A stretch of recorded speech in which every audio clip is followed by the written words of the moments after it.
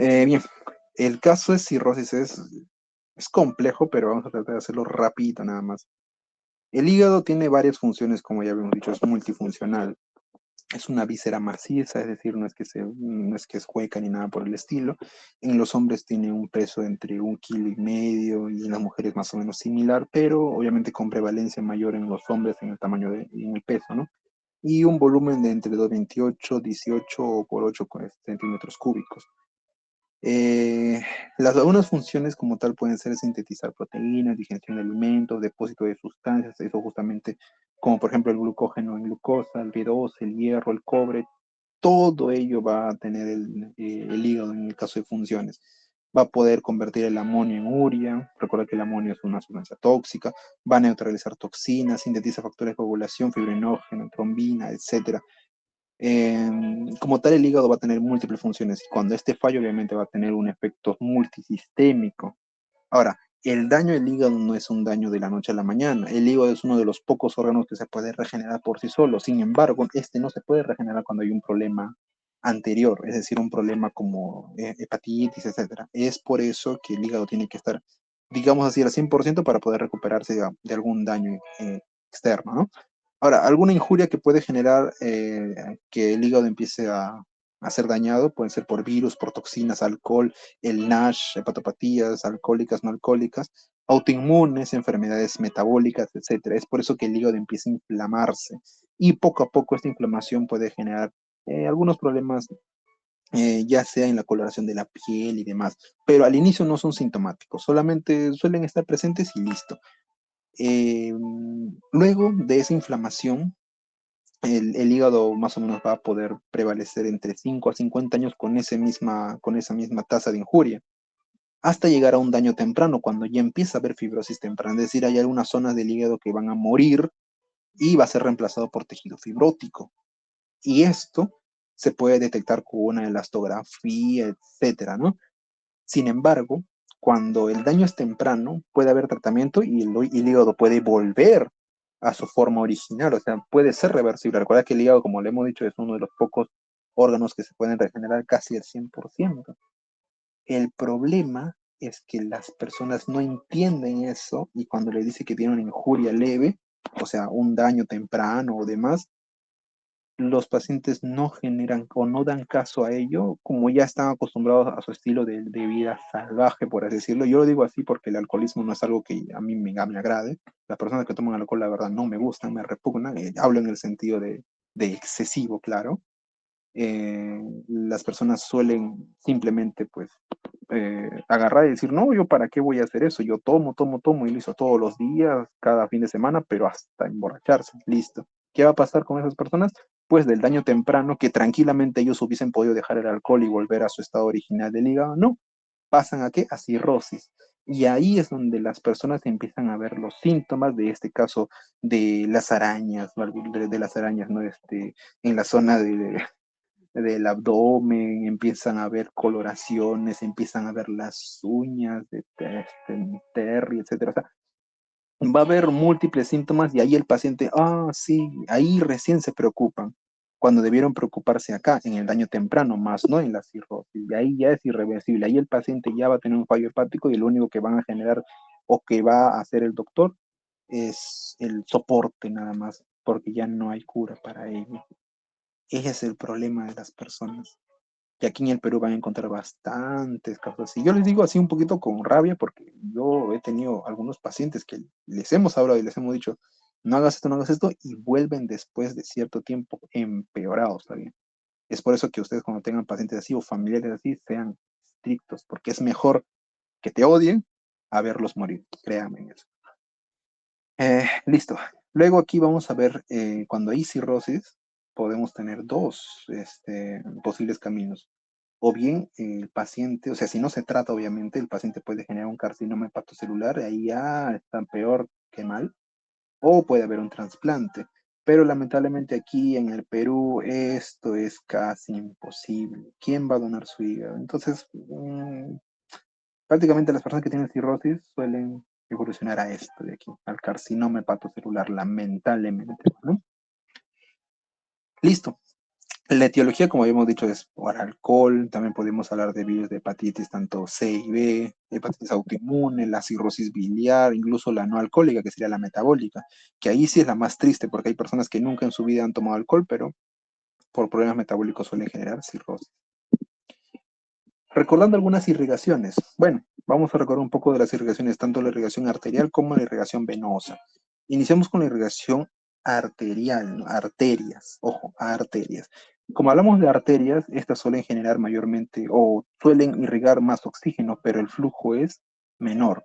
Recordar, al menos si es que no se acuerdan de quién tiene mayor flujo, la arteria o la vena, al menos recuérdense que el flujo y el oxígeno están inversos. Y obviamente ustedes saben que las arterias transportan más oxígeno que las venas, obviamente, ¿no?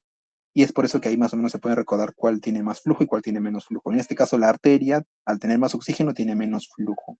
Listo.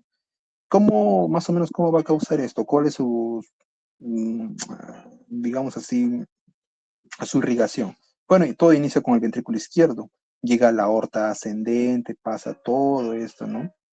El callado aórtico, luego pasa por la aorta descendente, le llega a la aorta abdominal y en la aorta abdominal hay un pequeño cachito de vena, de arteria, perdón, que sale. En este caso sería el tronco celíaco.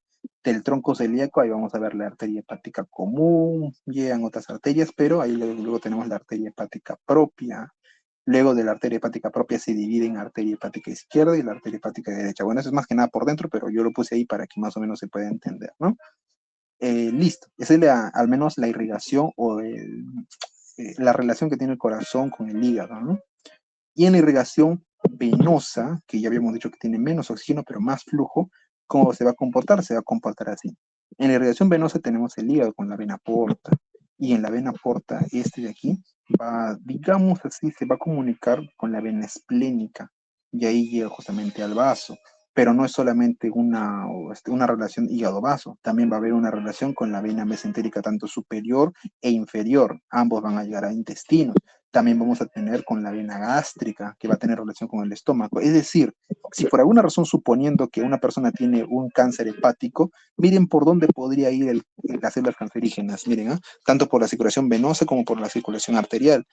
Aunque en la circulación arterial suele ser, obviamente no va a ser retrógrado, no va a llegar al corazón, pero sí aquí, miren, y puede llegar a intestinos, puede llegar a vasos, puede llegar ¿cómo se llama?, a la parte gástrica, y es por eso que también aquí nosotros podemos tener alguna idea de por qué es que cuando las personas tienen cirrosis o problemas de, digamos así, por hipertensión venosa portal, suele ser bastante asociado a la parte gástrica, asociado también a la parte de los intestinos por la irrigación, ¿ven?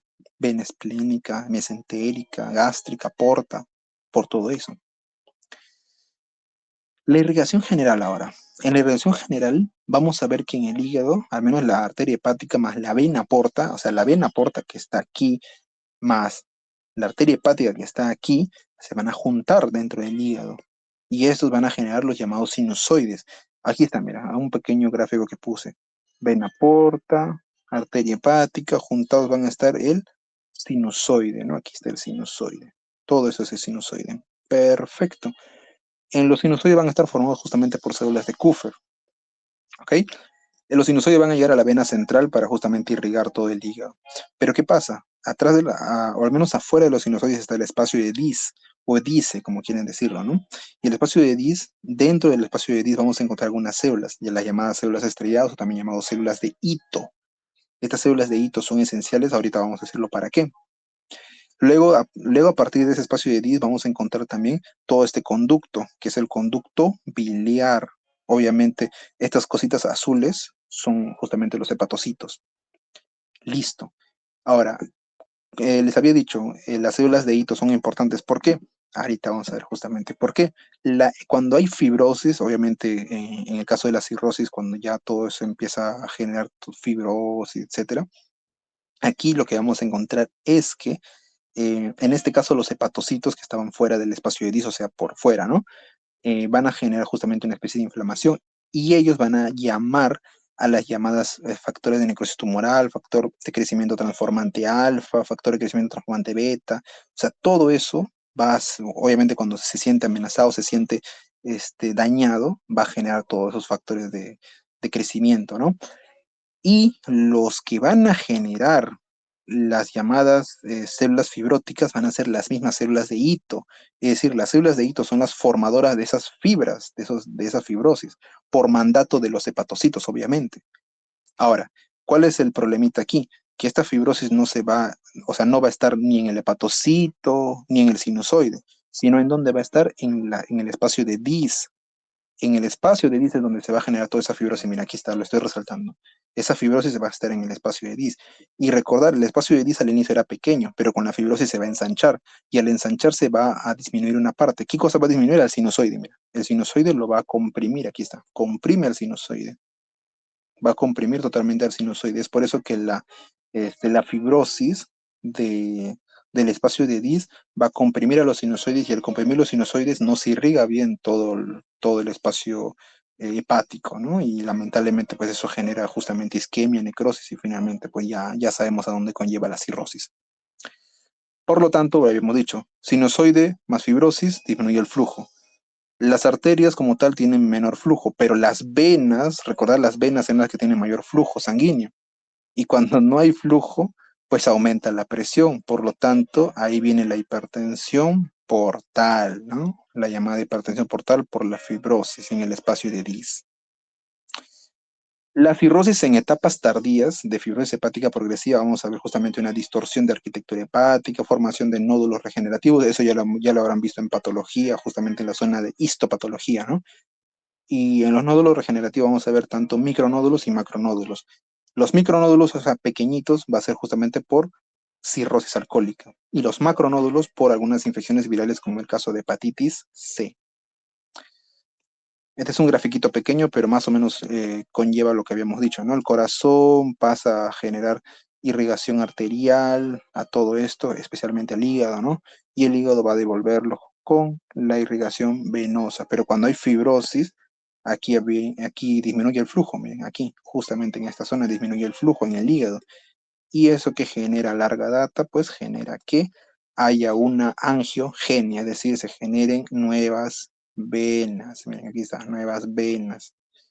Y eso, pues, o busca también colaterales. O sea, no necesariamente generar nuevas venas, también pueden buscar algunos colaterales como algunas venas que no han, que han sido, digamos así, entre comillas, tapadas cuando éramos fetos, ¿no? Ahí vamos a ver las umbilicales también. Es por eso que las personas cuando tienen cirrosis vas a ver su ombligo o en general su abdomen y vas a ver bastantes venas resaltadas. ¿Por qué? Porque están buscando colaterales para poder sustentar, suplantar, como quieren decir, la falta de irrigación aquí, ¿no? Bueno, este es un pequeño detalle de algunos otros síntomas, como por ejemplo, cuando hay una hipertensión portal acá, mira, esta es la porta, habíamos dicho, y este es justamente el vaso. El vaso va a hacer secuestro de plaquetas, es por eso que va a haber una esplenomegalia, y aquí puede haber incluso hasta parte de anemia. Vamos a generar también varices esofágicas. Recuerda que las varices esofágicas son casi sinónimo de cirrosis, ¿no? Ahí vamos a encontrar la llamada cabeza de medusa, como habíamos dicho, alrededor del ombligo vamos a encontrar esas venas totalmente ensanchadas, ¿no? Por la vena paraumbilical, que debería estar cerrada justamente desde que nacemos, debe estar cerrada, pero justamente por la hipertensión portal hace que se abran de nuevo. Circulaciones colaterales, ascitis, ¿no? La llamada ascitis, y algunos hemorroides. Hemorroides es clásico también de personas que tienen cirrosis. Otro, vamos a encontrar reducción efectiva de volumen arterial de sangre. ¿Por qué? Porque si aquí se acentúa bastante sangre venosa y llega poquito al corazón, el corazón ya de dónde va a sacar más sangre arterial. Es por eso que va a haber una disminución de la sangre arterial ahí. Por eso va a haber una paciente puede llegar con hipotensión. O sea, puede haber hipertensión portal, pero hay hipotensión general.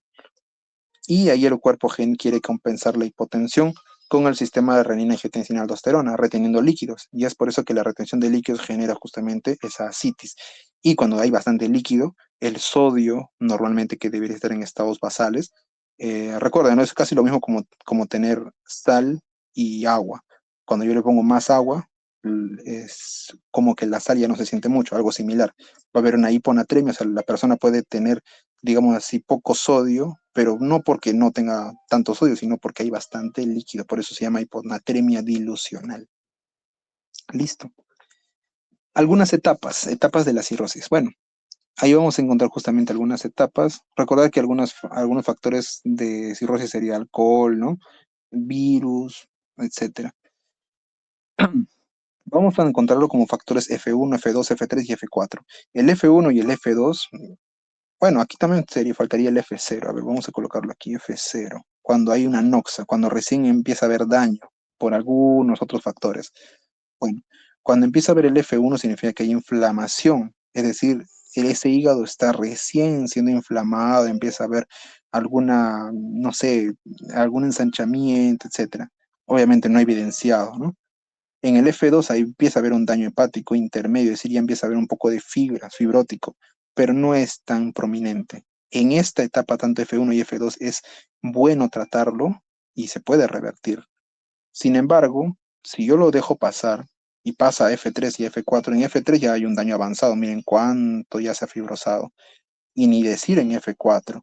En F4 básicamente ya ha evolucionado a cirrosis hepática, lamentablemente, ¿no? Aquí está.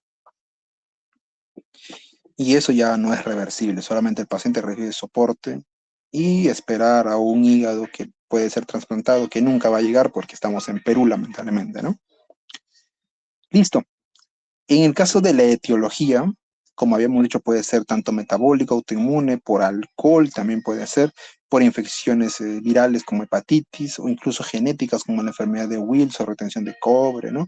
La deficiencia de alfa-1 antitripsina, clásico también, esto lo voy a resaltar, clásico para que se recuerden. Listo. Ahora vamos a ver algunas de las causas un poco más detallados.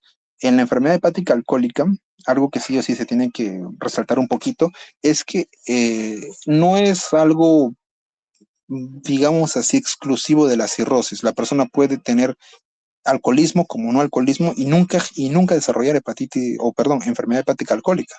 Es curioso eso, ¿no? No todos los alcohólicos llegan a tener cirrosis. Obviamente está más asociado a hombres. El tiempo que puede desarrollar una persona una enfermedad hepática alcohólica sería de 10 a 12 años, pero para que verdaderamente sea entre 10 a 12 años, un varón tiene que más o menos ingerir entre 40 a 80 gramos de alcohol al día y una mujer de entre 20 a 40 gramos al día. Ahí recién todavía se puede dar una posibilidad de que entre 10 a 12 años la persona desarrolle una enfermedad hepática alcohólica. Solo se enferma de entre 30 y 50% de bebedores, es decir, que no todos los bebedores van a desarrollar una cirrosis. Es curioso eso, que no todos desarrollen la cirrosis, ¿no? Y el 30% justamente va a desarrollar hepatocarcinoma. El MALF, el MALF, o también llamado enfermedad del hígado graso asociado al metabolismo o metabólico, se va a diferenciar en dos grandes grupos, el NAF y el NASH. Ahora, otra forma de llamarlo sería el NALF, es llamarlo esteatohepatosis. Ojo, escuchen, ¿eh? Esteatohepatosis. Y el NASH sería esteatohepatitis. Listo. Ahora, en la esteatohepatosis, que sería el NALF, es cuando el hígado es graso, pero no por factores alcohólicos, ¿ok? Y que se llama hígado graso no alcohólico. Las personas que tienen esteatohepatosis le dicen, ah, tú tienes hígado graso y listo, ¿no? Estos no suelen tener prevalencia para desarrollar cirrosis, es decir, no, casi nadie desarrolla cirrosis acá con esteatohepatosis. Pero cuando yo hablo de un NASH, que sería una esteatohepatitis, o sea, una inflamación del hígado, pero no alcohólica, estos sí suelen desarrollar cirrosis, lamentablemente, esteatohepatitis. Ahí tienen que recordar bien a NASH y NALF, o también esteatohepatosis o esteatohepatitis, ¿ok? Listo. Ambos podrían desarrollar para hepatocarcinoma, sí, lamentablemente sí. Y el tratamiento suele ser antidiabético, es decir, metformina, para disminuir justamente la tasa de grasa en este caso, ¿no? Que hay en el sistema como tal. En enfermedades autoinmunes, aquí tenía una pequeña mnemotecnia un poquito curiosa, es decir, lo peor viene para el hombre. ¿Saben por qué les digo esto? Porque si se dan cuenta de los tres grupos que estamos colocando aquí, la colangitis esclerosante primaria, hasta su nombre también da miedo, está más asociada a quién? A hombres. Y el tratamiento, pues lamentablemente no hay tratamiento. Pero aquí dice el ácido urodexoicólico puede ayudar en algo, pero no hay tratamiento como tal oficial para esto. Entonces la colangitis esclerosante primaria, que suena totalmente feo, esta está asociada a hombres y lamentablemente pues no hay un tratamiento específico. Hepatitis autoinmune Sí está asociado a mujeres. Todo lo que es autoinmune mayormente es asociado a mujeres, es curioso eso, ¿no? Y el tratamiento es prednisolona. Y la colangitis biliar primaria también está asociada a mujeres y el tratamiento es ácido ursodeoxicólico, ¿no? Pero en el caso de la colangitis esclerosante primaria está asociado a hombres y no hay tratamiento. Recordar eso. Factores genéticos, habíamos dicho enfermedad de Wilson, retención de cobre, ¿no? Depósitos de cobre, algunos genes mutados, que sería el ATPB7, tratamiento ya sería justamente penicilinamina, triamtileno y sales de zinc. Sí les puede preguntar algún tratamiento, sí, pero directamente la enfermedad de Wilson no tanto, ¿no? Este es otro temita aparte. Una forma de recordar la enfermedad de Wilson es que las personas tienen los anillos de Kaiser-Fleischner, ¿no? Ahí están pequeños anillitos de colores un poco extravagantes. Ahí vas a encontrarlo en personas. Hemocromatosis sería depósitos de hierro. El gen mutado sería la efestina. Y bueno, ahí vamos a tener justamente que van a generar insuficiencia cardíaca y también genera pancreatitis crónica. El tratamiento puedes darlo con flebotomías en el caso de casos severos, ¿no? Y quelantes, justamente hierro, en casos severos. Perdón, la flebotomía es en casos leves y quelantes en casos severos.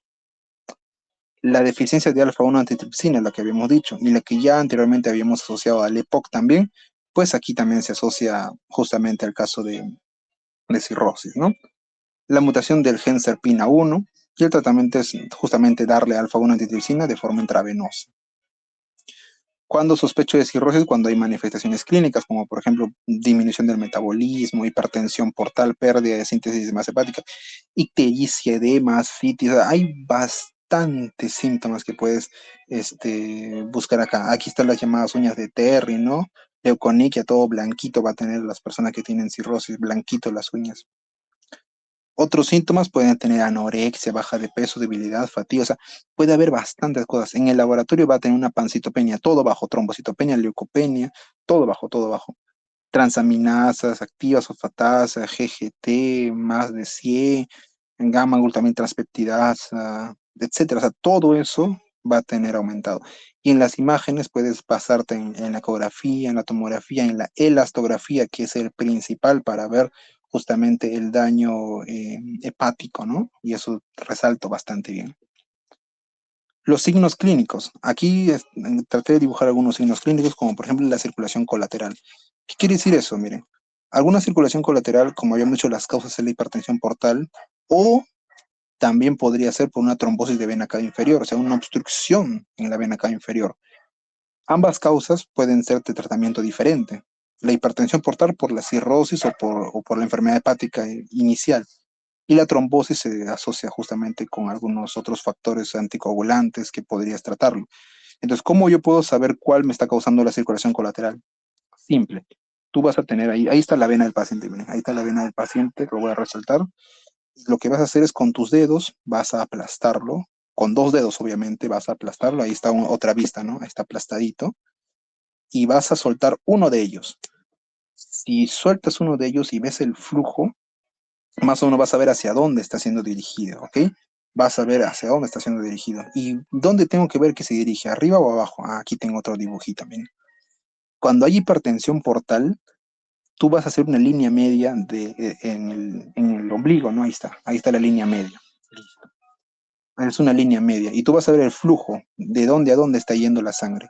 Si el flujo de esas venas es arriba y abajo, o sea, a partir de la línea media, pues estamos casi confirmando que es por hipertensión portal, es decir, problemas hepáticos.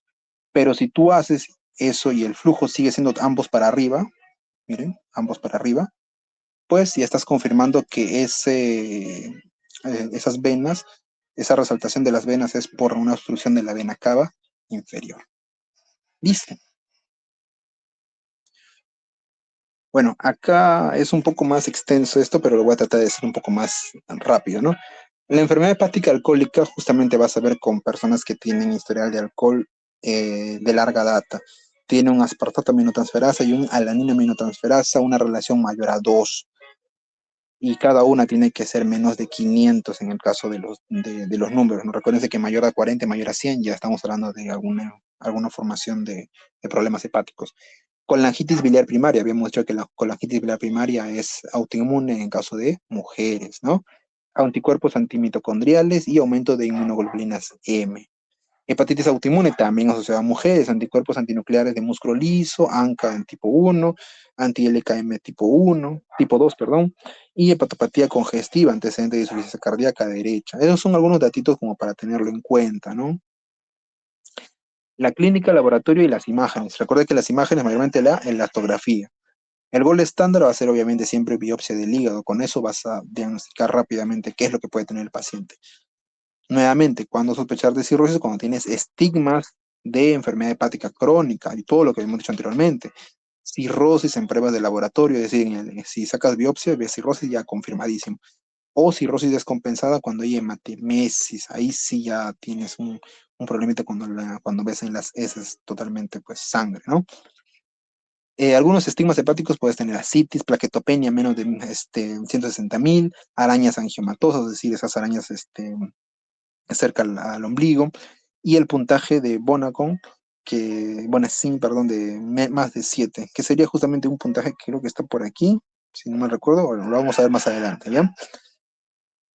Plaquetopenia, relación a la niña, aspartato, aminotransferasa mayor a 2, un INR bajo, mayor probabilidad de justamente encefalopatías y telangiectasias faciales. En el laboratorio vamos a encontrar pancitopenias totales, ¿no? Y aumento de alanina aminotransferasa. En el caso de la elastografía, bueno, estos son datitos numéricos que no es necesario memorizarse, ¿no? Kilopascal justamente son las unidades que vas a utilizar en la elastografía y cuando hay mayor a 8.8 ya estás confirmando cirrosis. Lo normal es que esté de entre 2.5 a 8.8. Solamente recordar que la elastografía es un método para saber qué, su propio nombre dice, ¿no? Elástico, qué tan elástico es el hígado. O si está duro o rígido ya estás confirmando fibrosis, ¿no? En el caso de la nutrición, algunos recomiendan 2.5 a 3 kilogramos día, en este caso, en general, y el sodio tiene que estar bajo, obviamente. Y los suplementos tienes que darle también glucosa. Algunas complicaciones, y esto sí o sí tienen que memorizarse aquí. Cuando encuentras personas que tienen, o bien no varices, no ascitis, pues estás en un estadio 1. Cuando ya empieza a haber varices, pero todavía no ascitis, ya estás en un estadio 2. Ambos podrían descompensar. ¿Y cuándo empieza la descompensación? Cuando hay ascitis. Por eso lo resalté ahí, en estadio 3. Cuando hay ascitis, sí o sí ya estás en una complicación descompensada, ¿ok? Ya sea que haya varices o no, la ascitis ya es una clara síntoma de descompensación. Es decir, si a ti te preguntan cuál es el síntoma inicial para ver una descompensación en cirrosis o enfermedad hepática, ascitis a la cabeza. Puede generar esto sangrado y asociado a citis ya estaríamos hablando de estadio 4, es decir, este, hematemesis, ¿no? Por ejemplo, ¿no? Eso puede llegar a estadio 5, que es sepsis, y ahí finalmente la muerte. Tanto en estadio 1 y 2, la cirrosis puede ser compensada, es decir, no hay como que el cuerpo aún lo puede aguantar, pero a partir del estadio 3 para adelante ya es cirrosis descompensada, ¿no? Pero ambos, recuérdense que no importa en qué estadio esté, ambos pueden generar carcinoma hepatocelular en cualquier estadio que se encuentre. Algunos scores, les voy a hacer algo rapidito. Los scores APRI y FIB4 son scores para ver probabilidad diagnóstica y fibrosis hepática, es decir, solamente para diagnosticar. En cambio, el CHIRS, PUG y el MELD, ambos son para ver escalas de descompensación, es decir, si te preguntan cuál es la escala para diagnosticar fibrosis hepática o enfermedades hepáticas, tienes el APRI y el FIB4. Es decir, estas dos lo vas a utilizar cuando no sabes qué cosa tiene el paciente y quieres saber si tiene fibrosis hepática, enfermedad hepática o no. El CHILD y el MELD, estos ya en cambio son para personas que ya sabes que tienen la enfermedad, pero quieres saber cuál es su estadio, cuál es su escala de descompensación o cuántos años tiene de vida, ¿no? Eso es lo que para eso sirve. Bueno, vamos a arraigar un poquito más en el chill y el melt. El chill tiene una mnemotecnia que se llama el BATEA. Se basa en encontrar bilirrubina aumentada, citis, tiempo de protrombina, INR, encefalopatía y albúmina. ¿Es bueno memorizarse? Sí, porque también a veces te preguntan eso. Así que recordar es el BATEA, ¿no? Del chill. Vas a encontrar sobrevida A, B y C. Solamente recordar que el A tiene una sobrevida a partir de los 2 años, de 85%, B de 60% y C de 35%. No es necesario saber eso como tal con números, pero sí lo que tienen que saber es que el Chill Pug da una sobrevida al año y a los 2 años, o sea, por cada año da sobrevida. En cambio, el Melt da sobrevida a cada 3 meses, ojo, ¿sí? Solamente recordar eso. ¿Yo saben cómo me acordaba de eso? Yo decía, no, chill viene de niño, y un niño normalmente tú le sumas la edad por años, 1 año, 2 años, ¿no? Y el melt, yo siempre me he recordado como que es como una forma de cuando los bebitos te buscan, no, mamá, así, ¿no? Melt, yo me acuerdo de los bebitos, y los bebitos, ¿cómo sumas sus edades? Por meses, ¿no? Así más o menos yo me recordaba, ya depende de ustedes cómo quieran recordarlo. El melt también utiliza bilirrubina, INR, creatinina, todo eso. Pero lo más importante es que da sobrevida a los 3 meses. Sin embargo, cuando un paciente tienes que priorizarlo para trasplante, buscas el MEL sodio. El MEL sodio es otra forma de también ver si hay sobrevida, pero en este caso solamente se utiliza cuando el MELT es mayor a 11. Y ahí sí ya puedes pasar al MEL sodio para priorizar al paciente si quiere pasar a trasplante o no. Ya deben imaginarse que aquí, lamentablemente en el Perú, no se utiliza tanto esto. Complicaciones y tratamiento, ¿no?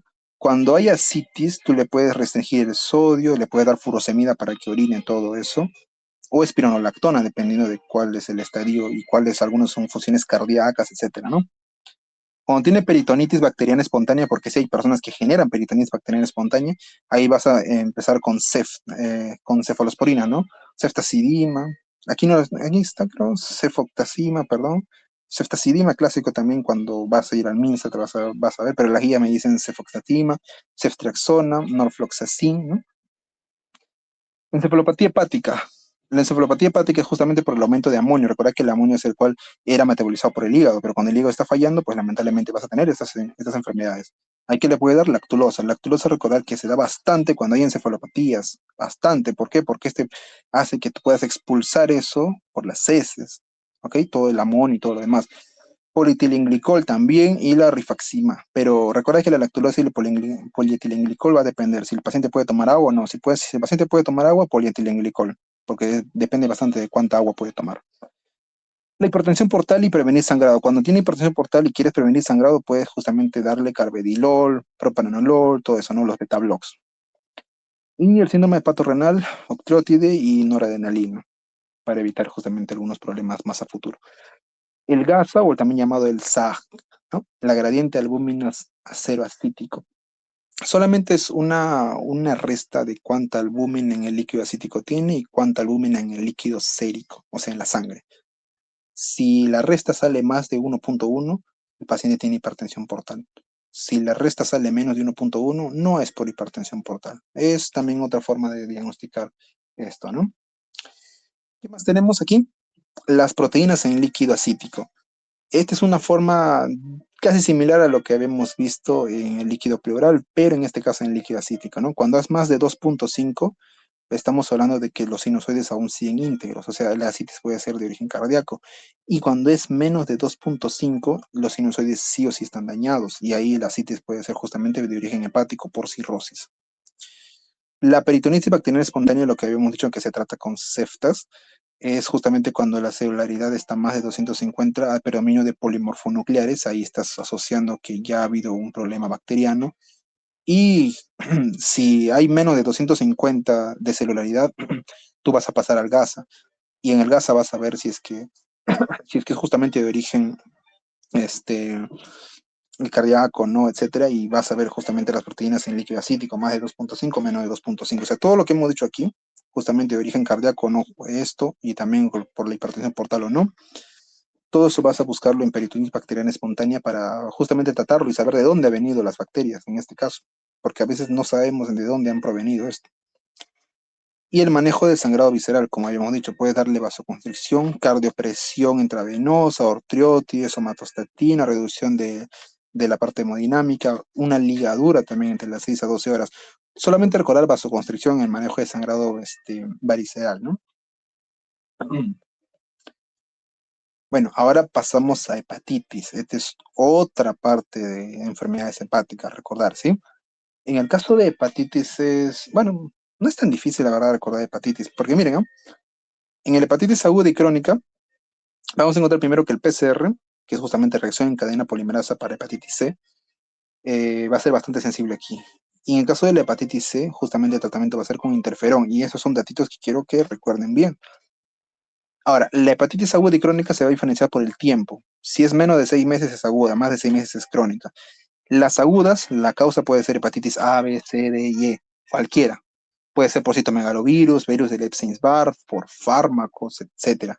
Pero en la crónica siempre tienes que recordar que la B y la C son los más primordiales. Algunos también dicen la D, pero yo siempre digo de la B y la C.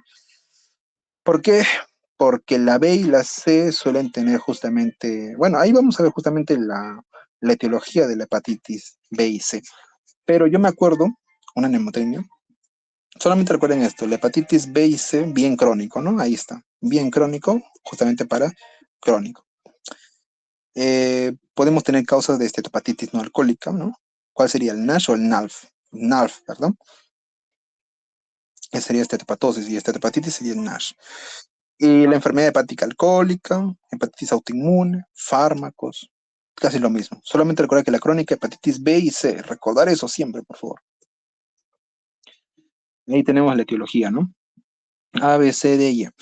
En el caso del A, es literalmente el único que puede ser asociado a un origen fecal oral, ¿ok? Y ese es el que mayormente te puede dar ictericia. Su origen también es parte de ARN. El único que es ADN es el B, ¿sí? Por eso está resaltado en rojito. Luego, ¿qué más? Todos los demás, P, C y D, es parenteral, de origen parenteral.